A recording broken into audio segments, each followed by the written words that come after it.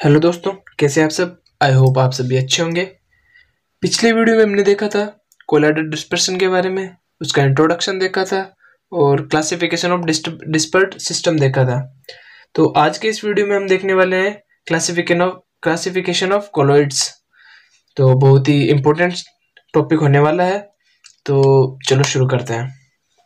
तो आज का हमारा टॉपिक है क्लासिफिकेशन ऑफ कोलॉइड।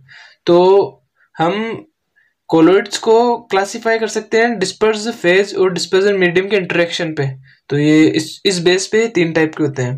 पहला हो गया लिपोफिलिक कोलॉइड्स, दूसरा हो गया लायोफोबिक कोलॉइड्स और तीसरा हो गया आपका एसोसिएशन कोलॉइड्स। तो इसको हम डिटेल में देखते हैं। पहला हो गया आपका लायोफिलिक कोलॉइड्स। तो जो लायोफिलिक कोलॉइड्स होता है इसको हम नाम से क्लासिफाई डिफाइन कर सकते हैं। जैसे लायो का मतलब हो गया सॉल्वेंट और फिलिक का मतलब हो गया लविंग। जो कोलॉइड्स सॉल्वेंट लविंग होते हैं वो लायोफिलिक कोलॉइड्स कहलाते हैं। ठीक है, तो इसको हम पूरे डिटेल में समझते हैं। इसमें देखें तो लायो का मतलब होता है सॉल्वेंट और फिलिक का मतलब है लविंग। जो कोलॉइड्स सॉल्वेंट लविंग होते हैं वो लायोफिलिक कोलॉइड्स कहलाते हैं। ठीक है, अब दी सॉल्वेंट्स आर तो आज हम पढ़ने वाले क्लासिफिकेशन ऑफ कोलॉइड। तो हम कोलॉइड को डिस्पर्स फेज और डिस्पर्जन मीडियम के इंटरेक्शन पे बेस पे तीन तरह से क्लासिफाई कर सकते हैं। पहला हो गया आपका लाइपोफिलिक, दूसरा हो गया लाइपोफोबिक, तीसरा हो गया एसोसिएशन कोलॉइड्स। ठीक है, तो पहले पढ़ते हैं हम लाइपोफिलिक कोलॉइड्स। तो लाइपोफिलिक कोलॉइड्स क्या हो गया, इसका नाम से ही पता चल रहा है। लायो का मतलब होता है सॉल्वेंट और फिलिक का मतलब होगा लविंग। जो कोलॉइड्स सॉल्वेंट लविंग होते हैं वो लाइपोफिलिक कोलॉइड्स कहलाते हैं। जैसे these are solvents colloid loving colloids, यानी सॉल्वेंट लविंग कोलॉइड्स होते हैं ये। दूसरा there are strong attraction force between disperse phase and dispersion medium.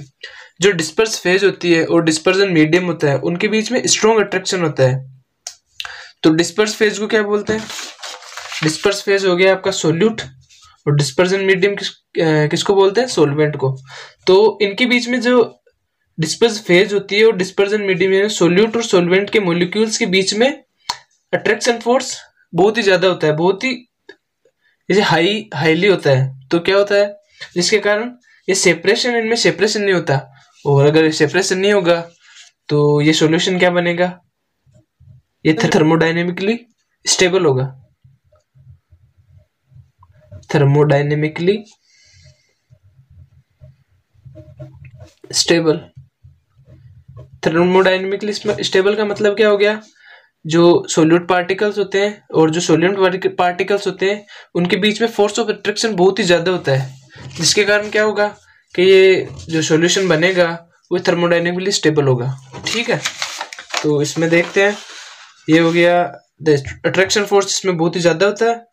जो डिस्पर्स फेज होती है और डिस्पर्जन मीडियम के बीच में अट्रैक्शन फोर्स स्ट्रॉन्ग होता है और ये थर्मोडायनेमिकली स्टेबल होता है। अगर हम डिस्पर्स मीडियम को अगर वाटर लेते हैं, अगर हम डिस्पर्स मीडियम को वाटर लेते हैं तो इसे हम किस नाम से जानेंगे, हाइड्रोफिलिक कोलॉइड। अगर हम डिस्पर्स मीडियम को अगर हम वाटर लेंगे तो इसे हम क्या बोल सकते हैं, हाइड्रोफिलिक कोलॉइड्स। ठीक है, और ये हाईली विस्कस होते हैं। अगर हम इसमें डिस्पर्स फेज ऐड करेंगे तो क्या होगा, ये इसकी विस्कोसिटी बढ़ जाएगी। ठीक है, अब इसको भी हम दो पार्ट में डिवाइड कर सकते हैं, यानी जो लिपोफिलिक कोलॉइड्स है उसको भी हम दो पार्ट में डिवाइड कर सकते हैं। पहला हो गया आपका हाइड्रोफिलिक, दूसरा हो गया हाइड्रोफोबिक। अब इस तो नाम से पता चल रहा है, अगर इसमें हाइड्रोफिलिक में क्या होगा, डिस्पर्जन मीडियम है वो वाटर होगा, और हाइड्रोफोबिक में क्या होगा, जो डिस्पर्जन मीडियम है वो ऑयल होगा। डिस्पर्जन मीडियम, इसमें ऑयल होगा। तो टाइप समझ में आ गया आपके। हाइड्रोफिलिक क्या होता है, जिसमें डिस्पर्जन मीडियम वाटर होता है, और जिसमें डिस्पर्जन मीडियम ऑयल होता है वो हाइड्रोफोबिक होता है। इसमें भी देखते हैं, तो इसमें दिखा है डिस्पर्जन मीडियम क्या होगा, डिस्पर्जन मीडियम अगर वाटर होगा तो हाइड्रोफिलिक होगा, और और अगर डिस्पर्जन मीडियम ऑयल होगा, डिस्पर्जन मीडियम अगर ऑयल होगा तो वो लिपोफिलिक में आ जाएगा। ठीक है, इसके एग्जांपल हो गया रबर, पॉलीस्टाइरीन हो गया। ठीक है, अब दूसरा हो गया आपका लाइपोफोबिक कोलॉइड्स। लाइपोफोबिक कोलॉइड्स क्या होता है? ये सीधा सीधा लिपोफिलिक कोलॉइड्स, जो लिपोफिलिक कोलॉइड्स होते हैं ये उसका उल्टा हो गया, अपोजिट हो गया पूरा का पूरा। जैसे फोबिक का मतलब क्या है आपको पता है? फोबिक का मतलब होता है हेटिंग, और लायो का मतलब आपको पता ही है, सोलवेंट। जो कोलॉइड्स सोलवेंट को हेट करते हैं वो लाइपोफोबिक कोलॉइड्स में आते हैं। अब इसमें देखते हैं, इसमें क्या हो गया? These are solvent hating colloids. ये सोलवेंट को हेट करने वाले कोलॉइड्स होते हैं। अभी अगर सोलवेंट को हेट करेंगे, जो सोल्यूट सोलवेंट को हेट करेंगे, तो उनके बीच में अट्रैक्शन ऑफ फोर्स क्या होगा? लेस होगा। अट्रैक्शन ऑफ फोर्स लेस होगा तो ये थर्मोडायनेमिकली अनस्टेबल होंगे, क्योंकि उनके बीच में अगर फोर्स ऑफ अट्रैक्शन लेस है तो क्या होगा? उनमें सेडिमेंटेशन हो जाएगा। जैसे इसमें देखें तो क्या होगा? ये हो गया आपका डिस्पर्स फेज। ये नीचे वाले जो रेड कलर में दिख रहे हैं वो डिस्पर्स फेज हो गए, और ये डिस्पर्जन मीडियम होगा हो गया। अगर इनमें क्या होता है, जो डिस्पर्स फेज के जो पार्टिकल्स होते हैं वो क्या होता है, इनमें सेडिमेंटेशन हो जाता है, वो नीचे बैठ जाते हैं, और जिसके कारण क्या होता है, ये थर्मोडायनेमिकली अनस्टेबल होता है, जिसके कारण ये नीचे बैठ जाते हैं। ठीक है, अब इसमें देखते हैं, इसकी विस्कोसिटी इंक्रीज नहीं होती। अगर डिस्पर्स फेज को ऐड करें फिर भी इसकी जो विस्कोसिटी होती है वो इंक्रीज नहीं होती। ठीक है, और अगर इसमें भी सेम ही है। अगर डिस्पर्जन मीडियम अगर हम वाटर लेंगे तो इसे हम बोल सकते हैं हाइड्रोफोबिक कोलॉइड्स। यानी अगर इसमें डिस्पर्स मीडियम हम अगर वाटर लेंगे तो ये हाइड्रोफोबिक हो जाएगा। इसी प्रकार अगर हम वाटर की जगह अगर कोई दूसरे सॉल्यूशन लेंगे तो हम इनको लिपोफिलिक या लिपोफोबिक कोलॉइड्स भी कह सकते हैं। लिपोफोबिक कोलॉइड्स भी कहते हैं इनको। अगर हम इसमें ऑयल डिस्पर्जन मीडियम ऑयल लेंगे तो हम इसको हाइड्रोफोबिक की जगह हम लिपोफोबिक कोलॉइड्स भी कह सकते हैं। ठीक है, इसका एग्जांपल हो गया gold and silver in water. अगर हम गोल्ड और सिल्वर को अगर वाटर में डिजोल्व करेंगे तो ये लिपोफोबिक कोलॉइड्स हमें मिल जाएंगे। ठीक है, अब इसका तीसरा पॉइंट है एसोसिएशन या एम्पीफिलिक कोलॉइड्स भी कहते हैं। एसोसिएशन होता है उसे एम्पीफिलिक कोलॉइड्स भी कहते हैं। इसमें क्या होता है, जो एसोसिएशन कोलॉइड्स के जो मॉलिक्यूल होते हैं वो पोलर और नॉन पोलर ग्रुप दोनों की प्रॉपर्टीज रखते हैं। ठीक है, जो एम्पीफिलिक कोलॉइड्स होते हैं वो अपनी लोअर कंसंट्रेशन, जैसे अगर अपने ये लो कंसंट्रेशन पे होते हैं तो एग्जिस्ट सेपरेटली, तो ये सेपरेटली एग्जिस्ट करते हैं, ये एक दूसरे से दूर दूर रहते हैं। जैसे इसमें देखें तो ये एक लोअर कंसंट्रेशन पे है तो क्या होगा, ये सेपरेटली दिखेंगे आपको। और अगर ये हायर कंसंट्रेशन पे होंगे तो क्या होगा, ये मिशेल का फॉर्मेशन कर लेंगे। और मिशेल का फॉर्मेशन कर लेंगे तो हायर कंसंट्रेशन कितनी होती है? 50 मोनोमर्स, ये मिनिमम है। 50 मोनोमर्स तो होने ही चाहिए। इसका मतलब हो गया जो मिशेल है उनके मिनिमम 50 मॉलिक्यूल्स तो होने ही चाहिए, जो ये सरफेक्टेंट बोल सकते हैं ना। जो एम्फीफिलिक कोलॉइड्स होते हैं उनको हम सरफेक्टेंट भी बोल सकते हैं। क्यों? क्योंकि जो एम्फीफिलिक कोलॉइड होते हैं उनका एग्जाम्पल सरफेक्टेंट होता है। तो सरफेक्टेंट में क्या होता है, एक हेड पार्ट होता है, एक टेल पार्ट होता है। जो हेड पार्ट होता है वो पोलर नेचर का होता है, जो टेल पार्ट होता है वो नॉन पोलर नेचर का होता है। और जो हेड पार्ट होता है वो हाइड्रोफिलिक होता है, और जो टेल पार्ट होता है वो हाइड्रोफोबिक नेचर का होता है।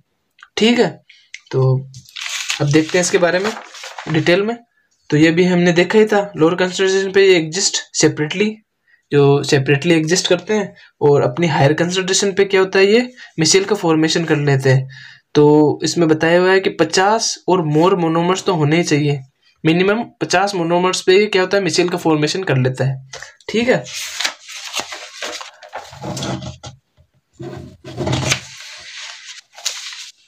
अब देखते हैं इसमें क्या है।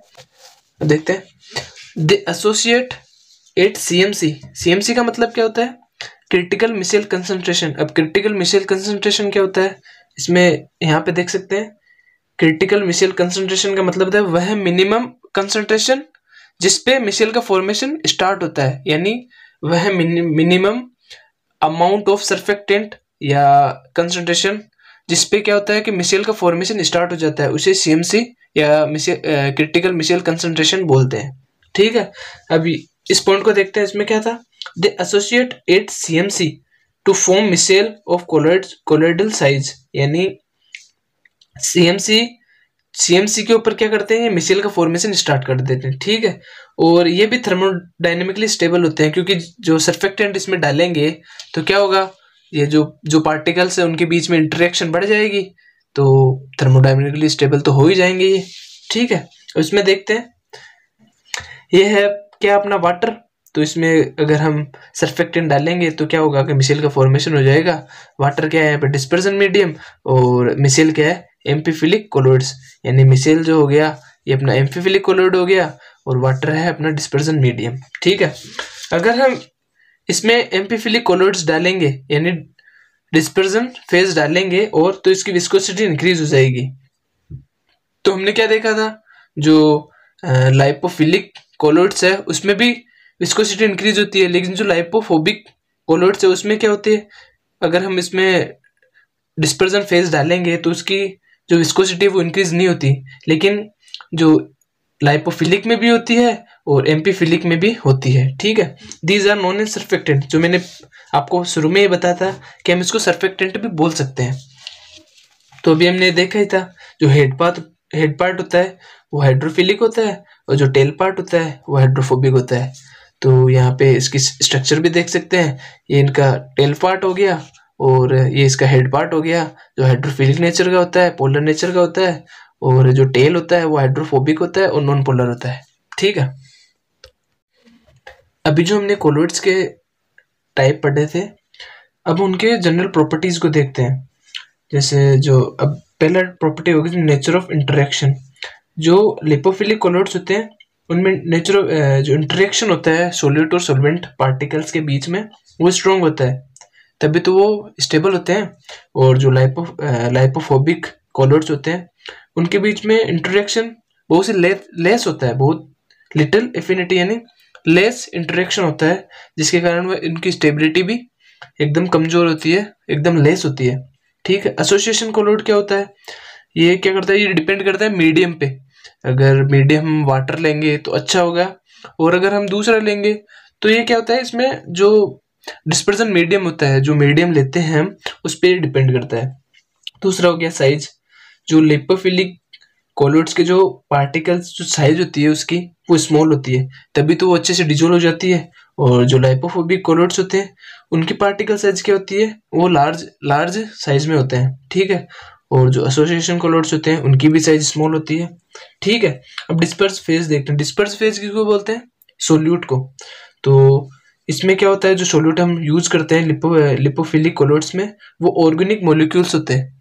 ठीक है, और जो लिपोफोबिक होते हैं उनमें इनऑर्गेनिक मॉलिक्यूल्स हम यूज में लेते हैं। और जो एसोसिएशन होता है उसमें तो आपको पता ही है, अभी हमने देखा था, उसमें क्या यूज लेते हैं हम, सर्फेक्टेंट, एग्रीगेशन ऑफ सर्फेक्टेंट, हम इसे डिस्पर्स फेज के रूप में हम इसे यूज में लेते हैं। ठीक है, अब इसकी विस्कोसिटी हो गया फोर्थ।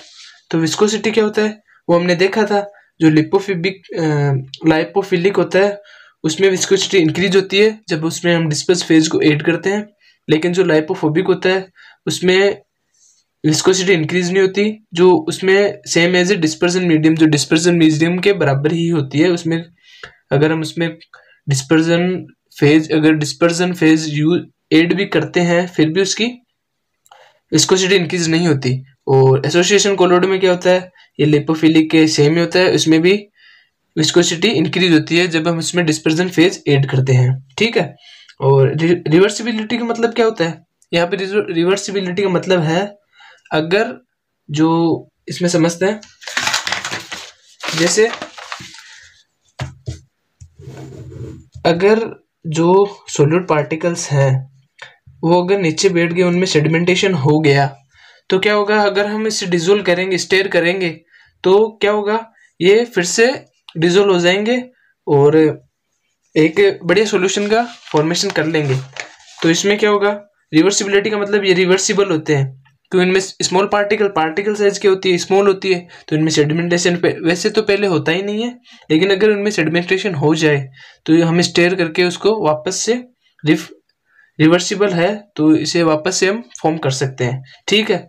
और जो लाइपोफोबिक होता है उसमें उनकी पार्टिकल साइज क्या होती है, बड़ी बड़ी होती है, तो क्या होता है उनमें सेडिमेंटेशन ज़्यादा होता है, तो हम अगर उसको स्टेयर करेंगे भी तो वो बाद में वापस फिर से उनमें सेडिमेंटेशन हो जाएगा, तो ये इरिवर्सिबल होते हैं।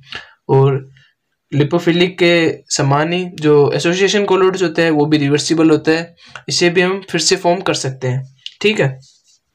अब स्टेबिलिटी की बात करें तो स्टेबिलिटी आपको पता ही है, अगर बढ़िया से डिजोल्व होगा तो उसका मतलब है कि उनकी स्टेबिलिटी भी हाई होगी, और ये अच्छे से डिजोल्व होता है तो इसकी स्टेबिलिटी हाई है, और जो लिपोफिलिक है उसकी स्टेबिलिटी लेस है, और जो एसोसिएशन कोलोइड है वो भी स्टेबल होता है, ठीक है।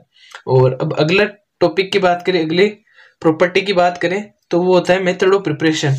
जो लिपोफिलिक कोलोइड्स है उसको हम सिंपली कैसे भी जो इसका मेथड होता है उसको हम सिंपली बना सकते हैं, ठीक है।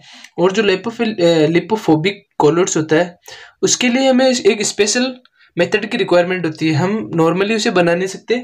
तो जो लिपोफोबिक कोलोइड्स है उसको बनाने के लिए हम मेनली डिस्पर्जन मेथड का यूज करते हैं, ठीक है। और एसोसिएशन कोलोइड में क्या होता है, ये डिपेंड करता है सीएमसी पे। सीएमसी हमने अभी देखा था, क्रिटिकल मिसाइल कंसंट्रेशन, तो ये डिपेंड करता है कि कौन सी कंसंट्रेशन पे ये फॉर्म होता है, ठीक है। तो आज के लिए बस इतना ही। कैसा लगा वीडियो कमेंट करके जरूर बताएं, और अपने दोस्तों के साथ जरूर शेयर करें। पिछला वीडियो जरूर देख लें ताकि अच्छे से समझ में आ जाए, और मिलते हैं अगले वीडियो में। धन्यवाद।